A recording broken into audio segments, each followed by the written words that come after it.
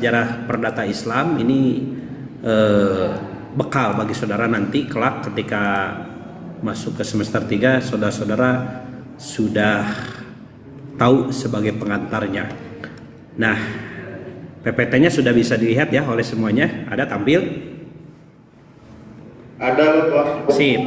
Oke, kita perhatikan. Hukum itu kan adalah sebuah sekumpulan ya, peraturan yang berisi perintah ataupun larangan yang dimana itu dibuat oleh pihak yang berwenang. Nah, sehingga dapat dipaksakan secara tidak langsung pemberlakuannya berfungsi untuk mengatur daripada masyarakat demi apa? Terciptanya ketertiban disertai dengan sanksi bagi pelanggarnya. Nah, hukum di Indonesia ini merupakan campuran ya daripada sistem hukum Eropa, hukum agama dan hukum adat. Nah, perlu diketahui juga sebagian besar sistem yang dianut baik daripada perdata maupun pidana ini berbasis pada hukum Eropa kontinental, khususnya daripada Belanda. Sebab apa? Karena memang aspek sejarah masa lalu daripada Indonesia ini merupakan kan wilayah jajahan dengan sebutan kita kenal Hindia Belanda atau Netherlands Indie. Nah, hukum agama kemudian ini sebagian besar masyarakat Indonesia menganut Islam, maka dominasi hukum atau syariat Islam ini lebih banyak terutama daripada di bidang perkawinan, kekeluargaan. Alhamdulillah Pak Sandi, alhamdulillah. Perkawinan, kekeluargaan serta warisan. Nah, selain itu juga Indonesia ini kan berlaku sistem hukum adat yang memang diserap dalam perundang-undangan atau jurisprudensil. Nah, yang merupakan di mana ini adalah penerusan daripada aturan-aturan ya. Aturan-aturan setempat daripada masyarakat dan budaya-budaya yang ada di wilayah Nusantara. Nah, hukum Islam pada masa kerajaan atau kita kenal Kesultanan Islam Nusantara. Pada masa ini, hukum Islam dipraktekkan oleh masyarakat dalam bentuk yang hampir kita katakan syumul atau sempurna. Nah, mencakup apa saja masalah apa saja, muamalah, akhwalul syaksiyah, yaitu di bidang perkawinan, kemudian perceraian, kemudian warisan, kemudian siasah di bidang peradilan, dan tentu saja dalam bidang masalah ibadah. Nah, hukum Islam ini menjadi hukum yang mandiri yang digunakan di kerajaan-kerajaan Islam Nusantara. Nah, jadi teman-teman sekalian tidak berlebihan ya, tidak berlebihan jika dikatakan pada masa jauh sebelum penjajahan Belanda, hukum Islam ini menjadi hukum yang positif di Nusantara ya. Ini. Jadi sekali lagi Rifat dan teman-teman tidak berlebihan kalau dikatakan bahwa hukum Islam pada waktu itu jauh sebelum penjajahan Belanda ya, hukum Islam menjadi hukum yang positif di Nusantara.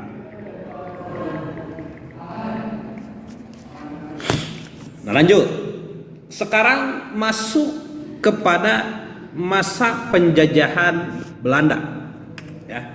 Nah, perkembangan hukum Islam di Indonesia pada masa ini bisa diklasifikasikan dua bentuk ya. Apa saja?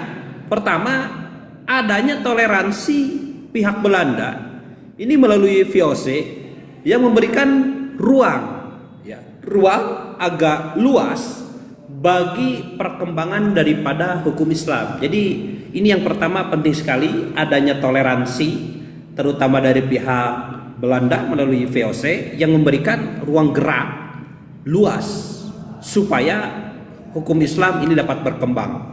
Yang kedua, nah ini adanya upaya apa? Intervensi Belanda terhadap apa? Hukum Islam dengan menghadapkan pada hukum adat. Awas, sekali lagi, adanya intervensi daripada Belanda terhadap hukum Islam dengan berhadapan pada hukum adat. Nah, ada dua teori di sini ya. Yang teori pertama adalah teori recepti in complexu, di mana teori ini menyatakan bahwa hukum menyangkut agama seseorang. Jadi, jika orang itu memeluk Islam, maka hukum Islamlah yang berlaku baginya. Namun hukum Islam yang berlaku tetaplah hanya dalam masalah hukum keluarga, yakni perkawinan dan warisan. Nah, ini teori ini. Jadi teori ini sekali lagi dia memberikan batasan bahwa hukum itu menyangkut agama seseorang. Maka jika orang itu memeluk Islam, maka hukum Islamlah yang berlaku baginya. Nah, apabila hukum Islam itu yang berlaku tetap dibatasi pada masalah hukum keluarga, yaitu khususnya perkawinan dan warisan. Nah, yang kedua ada teori recepti, di mana disistematisasi oleh Vollenhoven ya dan Terhad. Teori ini menyatakan bahwa hukum Islam baru diterima memiliki kekuatan hukum jika benar-benar diterima oleh hukum adat. Ya. Implikasi dari teori ini mengakibatkan jelas perkembangan dan pertumbuhan hukum Islam menjadi lambat dibandingkan institusi lainnya di Nusantara. Nah, ini jadi teori ini mengatakan bahwa hukum Islam itu dapat diterima apabila dia bisa bersanding oleh hukum adat. Padahal kan kita kenal yang namanya hukum adat, atau dalam sebuah kaidah dikatakan al-adatu muhakamat. Adat, kebiasaan bisa jadi hukum itu kalau tidak berbenturan dengan syariat, kan begitu. Tapi ini sebaliknya, hukum Islam bisa diterima kalau tidak bertentangan dengan hukum adat. Padahal kita tahu bahwa hukum adat itu kan tidak semuanya sejalan atau seirama dengan hukum Islam. Bisa dikatakan banyak beberapa kebiasaan manusia atau kebiasaan adat istiadat yang maaf bertentangan daripada dengan hukum Islam ya. Nah itu.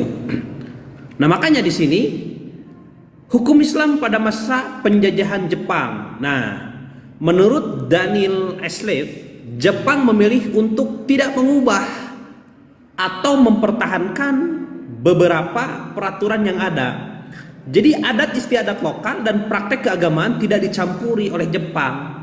Untuk apa? Mencegah resistensi. Jadi perlawanan, oposisi yang tidak diinginkan ini dihindari. Jadi Jepang hanya berusaha menghapus daripada simbol-simbol pemerintahan Belanda di Indonesia. Dan yang paling utama pengaruh daripada kebijakan pemerintah Jepang ya terhadap siapa? Perkembangan hukum di Indonesia yang tidak begitu signifikan. Jadi jelas teman-teman sekalian bahwa Jepang itu tidak begitu intervensi, dalam arti mereka hanya menghapus daripada simbol-simbol kemudian kebijakan yang memang diterapkan daripada pemerintahan Belanda sebelumnya. Nah, sekarang hukum Islam pada masa kemerdekaan. Nah, salah satu makna terbesar daripada kemerdekaan bagi bangsa Indonesia adalah apa? Terbebas daripada pengaruh hukum Belanda ya.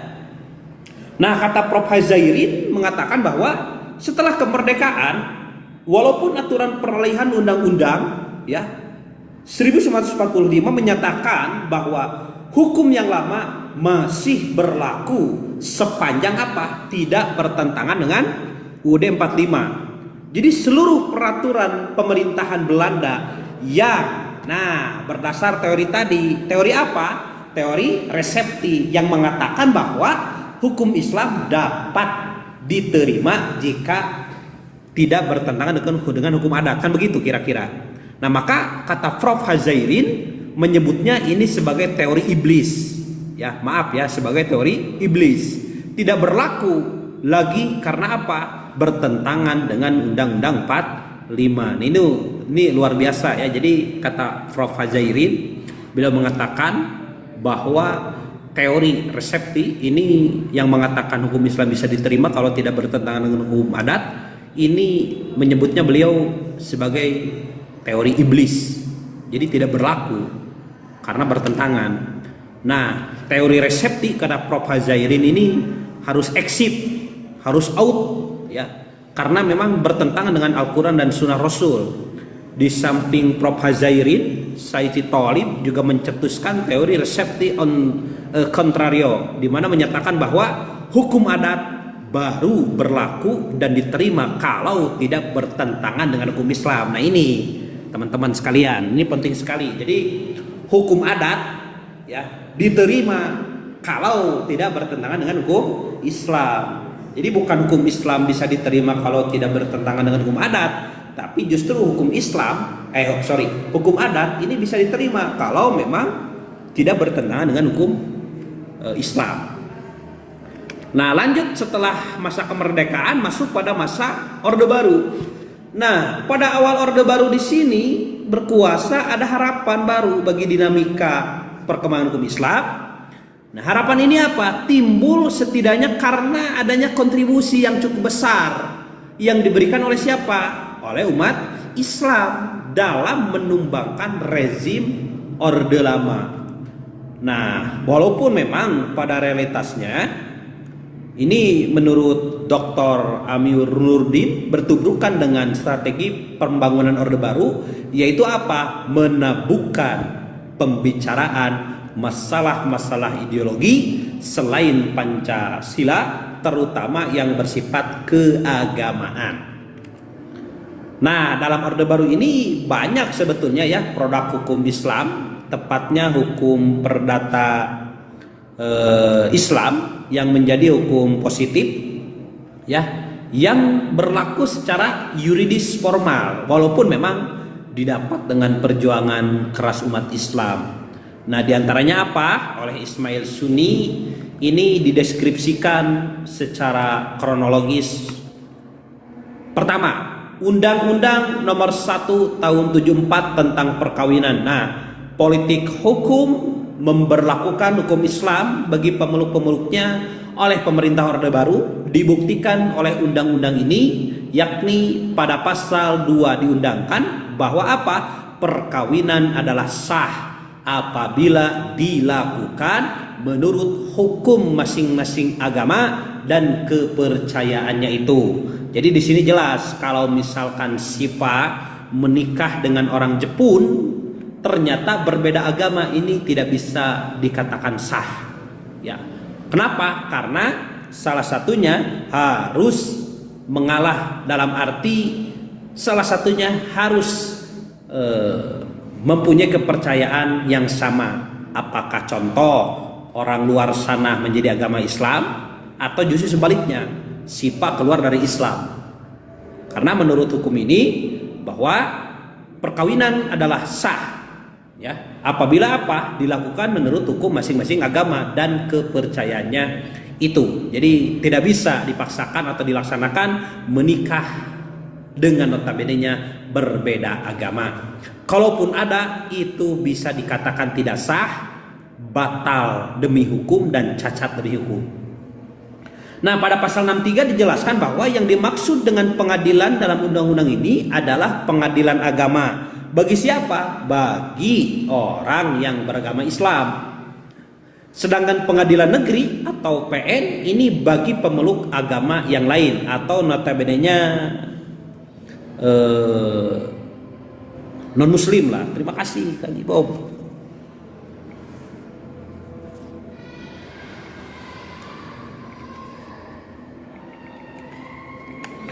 Jadi sekali lagi teman-teman sekalian, ada dua wilayah jalur disebut jalur litigasi ya, yaitu pengadilan agama bagi agama Islam, pengadilan negeri bagi pemeluk agama lain ya. Nah, dengan Undang-Undang Nomor 1 Tahun 74 ini, pemerintah dan DPR memberlakukan hukum Islam bagi siapa? Bagi pemeluk-pemeluk Islam, dan menegaskan bahwa pengadilan agama berlaku bagi mereka yang beragama Islam. Nah, ini yang pertama. Kemudian selanjutnya Undang-Undang Nomor 7 Tahun 89 tentang apa? Peradilan. Jadi dengan disahkannya Undang-Undang Pengadilan Agama tersebut, maka terjadi perubahan penting. Pertama apa? Pengadilan agama ini menjadi peradilan yang mandiri. Kedudukannya benar-benar telah sejajar, dalam arti sederajat dengan peradilan umum peradilan militer, peradilan tata usaha negara atau petun, ya. Nah, ini dimaksud sebagai jalur litigasi. Jadi sekali lagi, jalur litigasi itu jalur yang memang prosedural melalui lembaga peradilan, baik pengadilan agama atau peradilan umum atau peradilan militer atau peradilan tata usaha negara. Nah, ini luar biasa. Jadi PA itu sejajar, yang awalnya memang di bawah naungan yang lain. Nah, kemudian nama, susunan, wewenang, kemudian kekuasaan dan hukum acaranya ini telah sama, dalam arti seragam di seluruh Indonesia. Nah, dengan unifikasi hukum acara di PA ini maka memudahkan terjadinya apa?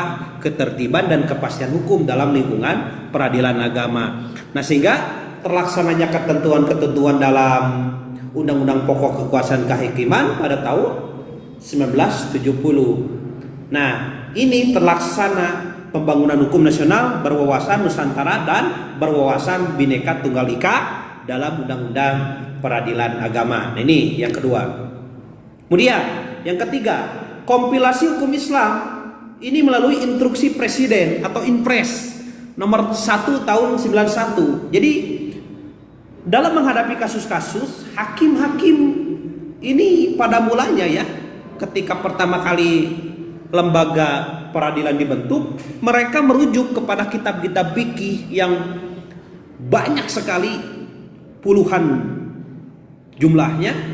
Maka di sini sering terjadi dua kasus yang sama. Nah, ternyata ditangani oleh hakim yang berbeda, atau dalam istilah dua tempat yang berbeda.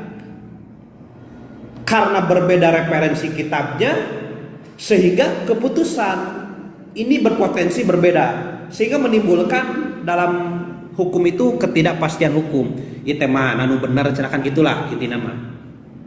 Nah, maka guna mengatasi ketidakpastian hukum, pada bulan Maret tahun 1985 Presiden almarhum Soeharto mengambil apa? Prakarsa, sehingga terbitlah surat keputusan bersama atau SKB, yaitu Ketua Mahkamah Agung dan Departemen Agama, kalau sekarang Kemenag ya. Nah, SKB itu membentuk proyek besar yaitu KHI ya, dengan tujuan merancang 3 buku hukum sekaligus, yaitu masing-masing hukum perkawinan buku pertama, yang kedua hukum waris, yang ketiga hukum wakaf atau buku ketiga. Nah, ini dibundel dalam satu buku.